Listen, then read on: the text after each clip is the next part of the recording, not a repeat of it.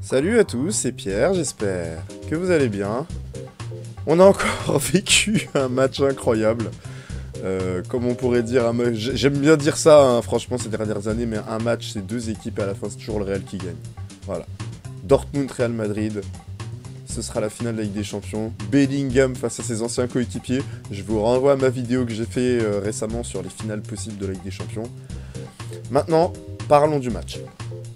Alors au départ, le Real Madrid démarre en 4-4-2, losange, en tout cas sur le papier, hein, parce que dans les faits, c'est plutôt un 3-4-3. Kroos est au niveau de la défense centrale, on a les deux latéraux au milieu de terrain, Tchouaméni au milieu avec Valverde, qui cherchait les espaces, Bellingham en milieu offensif, et Rodrigo Vinicius devant. Côté Bayern, du classique, 4-2-3-1, exit Minje. Franchement, la Ligue des Champions, c'est sans pitié, hein. Quand tu rates ton match comme l'a fait Minje à l'aller, tu le paies cash au retour et le voilà sur le banc direct. De Ligt de retour, à droite Kimmich, en milieu défensif Leimer, Pavlovic, Musiala en MOC, pas de Müller. À gauche, Serge Gnabry et Sané à droite. Et dans l'axe, inévitable Kane. En fait, quand on fait le résumé de ce match, ce que je me dis, c'est que le problème du Bayern a été la technique dans les derniers mètres. En tout cas, dans la zone de déséquilibre. Ils ont fait plein d'erreurs qui les ont plombés. D'abord, on a une belle séquence du Bayern dans la construction, mais le centre de Gnabry, il est raté. Il rate son centre. Et c'est dommage parce que Kane était tout seul. S'il applique pied gauche, ça peut faire 1-0. Ensuite, on a une autre situation, une belle situation, mais Kane, je pense qu'il tarde un petit peu trop à la donner en profondeur et ça a permis à Kroos de l'intercepter d'un superbe tacle. Ils ont plusieurs situations du genre, le Bayern, mais des mauvaises passes, des mauvais contrôles, des choix retardement. Franchement, ça les a plombés. On a une belle action avec Kane qui fait une reprise de volée détournée par Lunin. Mais globalement, c'est à peu près tout ce qui se sont mis sous la dent, le Bayern. En tout cas, en première mi-temps. En face, le Real est vraiment très bon techniquement. Ils sont bons dans tous les secteurs. Mais par contre, ils ratent beaucoup d'occasions. Et en plus de ça, en face, on a un gardien qui est en effervescence. On a un centre de Carvajal, mais Rodrigo est trop court. On a une séquence un peu bizarre où Carvajal centre. Alors au départ, la balle, elle est sortie en touche. Sauf qu'on ne sait pas si elle est vraiment sortie en touche. Du coup, on l'a balayé de l'autre côté. Le réalisateur se fait un peu piéger. Finalement, la touche repart de l'autre côté alors que le ballon est encore en jeu. Ça, c'est vrai que c'est une occasion qui aurait pu faire polémique, hein. Carvajal centre intelligemment entre les jambes pour Vinicius dans le demi-espace qui frappe, dévié par Neuer sur le poteau. La balle revient sur Rodrigo. Nouvel arrêt de Neuer à bout portant. Bon, il a tiré dessus, hein. Mais en tout cas, cet arrêt, ce double arrêt, il a eu le mérite de le mettre en confiance. Et effectivement, ça va conditionner la suite des opérations. Nouvelle frappe de Vinicius sur une passe de Bellingham à côté. Bellingham, il a été bon, hein. Franchement, il a été bon ce soir, hein. Il a fait un très bon match dans les déviations. Alors c'est vrai qu'ils l'ont pas toujours trouvé, on l'a vu pas mal râler. Mais quand il a touché la balle, il a tenté, il a osé, il a créé, il a cherché. C'est du très bon Bellingham, influent, qui lui, dans le déséquilibre, s'est montré quand même plutôt juste, même si le Real n'a pas réussi à concrétiser, quoi. 27e minute, blessure de Serge Gnabry, une nouvelle fois blessé, et remplacé par Davies. Alors, là, franchement, je sais pas qui y avait sur le banc de touche du Bayern. Est-ce que Coman, il est revenu? Je pense il est revenu, Coman, hein. Je sais plus. En tout cas, il a eu du nez. S'il n'avait pas eu le choix, bon, s'il n'avait pas le choix. Alors, dans ce cas-là, il n'a pas vraiment de mérite. Il a mis celui qu'il pensait mettre. Ah, quoique, il aurait pu mettre Musiala. Il aurait pu mettre Musiala parce qu'il avait mis à gauche et faire rentrer Müller. Non, non, non, vraiment. Là, Tourelle, il a eu du nez. Il a vraiment été bon puisqu'il aurait pu mettre Musiala à gauche et faire rentrer Müller. Non, il a fait rentrer Davies. Et c'était, franchement, c'était très intelligent de sa part. Alors, c'est pas un inconnu à ce poste-là, un d'ailier, hein, parce qu'au départ, il a été formé au poste d'ailier. Au départ, c'est un ailier qui a été repositionné au poste de latéral. Et c'est en tant que latéral qu'il a percé. Et il a non seulement été bon ce soir, mais en plus, il a été plus intéressant que Serge Gnabry, défensivement. Le Real continue. Centre-tir de Vinicius. Et à centre-tir, c'est toujours des occasions très dangereuses parce que tu sais pas si quelqu'un peut la toucher, pas la toucher. T'es en alerte. Et Neuer fait encore un arrêt important. Après, on a encore des occasions en deuxième mi-temps. Vinicius sur De Ligt qui lui fait la misère. Centre pour Rodrigo qui tire à côté. Mais alors, il était vraiment bien gêné, hein, il faut le dire. Neuer qui continue de prendre confiance après un bon coup franc de Rodrigo et une frappe de Vinicius. Vinicius inarrêtable sur le côté. Et pourtant, le Bayern ne fait aucune prise à deux sur lui. Ça, je trouve ça curieux. Hein. Mbappé, on lui met 2 joueurs dessus, mais Vinicius, non. En tout cas, Tourelle n'a pas décidé de faire de prise à 2. Bon. Rodrigo perd un ballon et sur le contre, Kane envoie un long ballon sur le côté à Davies qui fixe Rudiger, rentre pied droit. Alors moi je me dis que comme tous les gauchers, bah il va chercher à se mettre sur son gauche. Non. Il va sur son pied droit et il envoie une mine petit filet exceptionnelle. Franchement, il m'a laissé bouche bée. Alors la défense du Real est prise à défaut. Rudiger... Parce que Rudiger, il fait bien son travail. Là, il doit empêcher Davies de déborder. Et s'il rentre, c'est au défenseur central à côté de lui de venir, de sortir sur lui. Sauf que Nacho, il est super loin.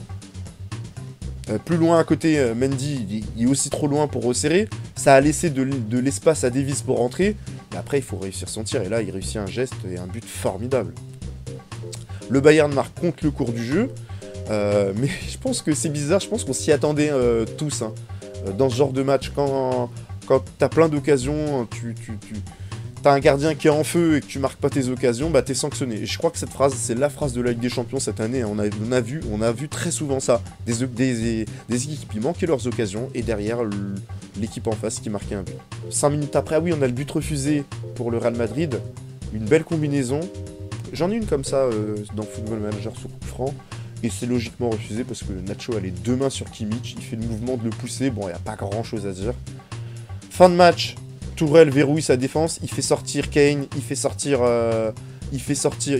tout le monde. Voilà, globalement, il fait sortir ses attaquants, il fait sortir Musiala. Et il renforce sa défense. Là, clairement, il veut faire comme Dortmund hier, verrouiller. Le Bayern casse le rythme en simulant des blessures. Le Real se plaint, mais alors là, ils me font doucement rigoler, parce que le nombre de fois où ils l'ont fait, je peux même plus les compter ces dernières années. 87e, Neuer rate sa relance.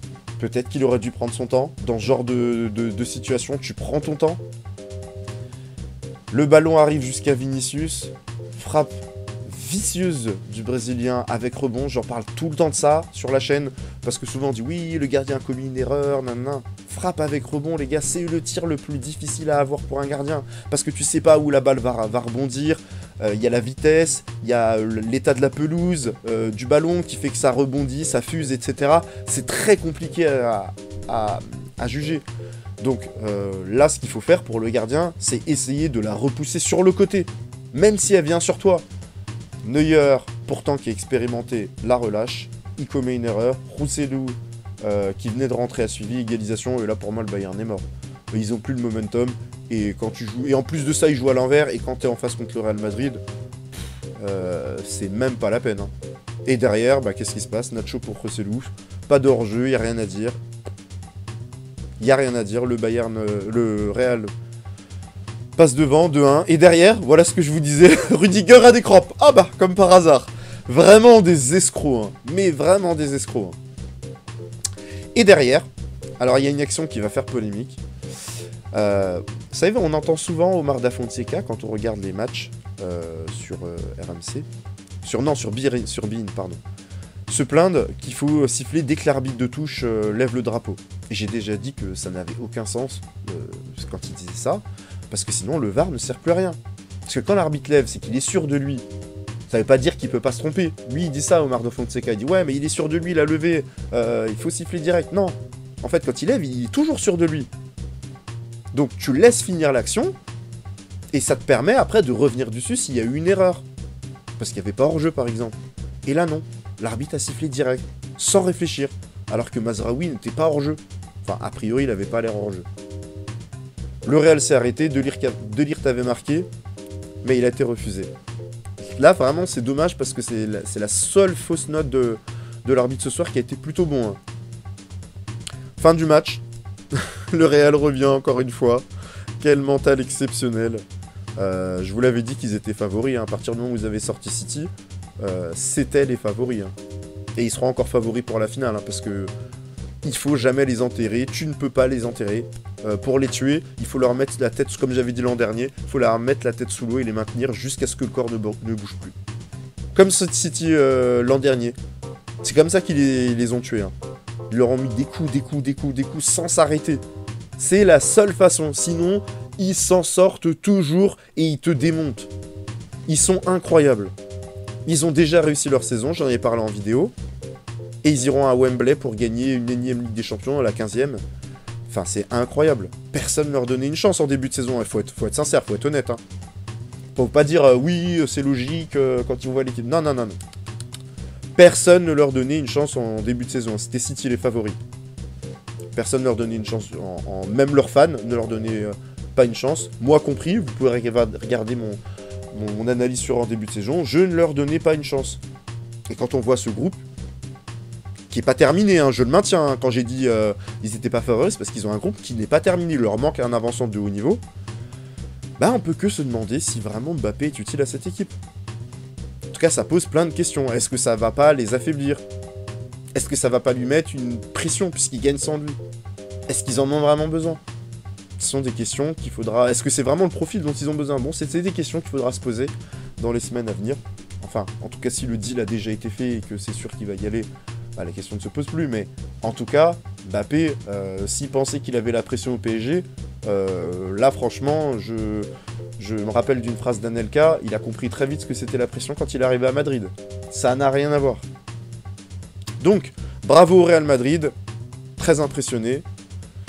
Le Bayern a globalement été décevant dans la phase offensive, techniquement, et il l'a payé. C'est dommage, parce que Tourelle, je trouve qu'il a plutôt été bon tactiquement. Ses changements auraient pu faire mouche. Malheureusement, ça s'est retourné contre lui à partir du moment où le Real avait égalisé. Il n'y avait plus d'attaquants pour faire la différence. Et là, c'était quasiment la fin. Là, il fallait espérer aller au tir au but. Kane, bon bah malheureusement, continuera d'être le chat noir et alimenter les polémiques à ce sujet. Le Bayern doit revoir son projet, à commencer par le coach, qu'ils n'ont toujours pas trouvé. On suivra ça avec attention. Merci d'avoir suivi ce débrief et à très bientôt. Il décide donc de lui imposer un adjoint qui sera Zico, en mars 1998. Problème cependant, lui et Romario sont loin d'être des amis. Retenez bien cette information entre Zico et Romario. Donc on va aborder le cas Romario. Les gars, cette histoire, c'est un truc de fou. Je vais vous présenter des éléments que vous avez jamais entendus. Vous n'êtes pas prêts?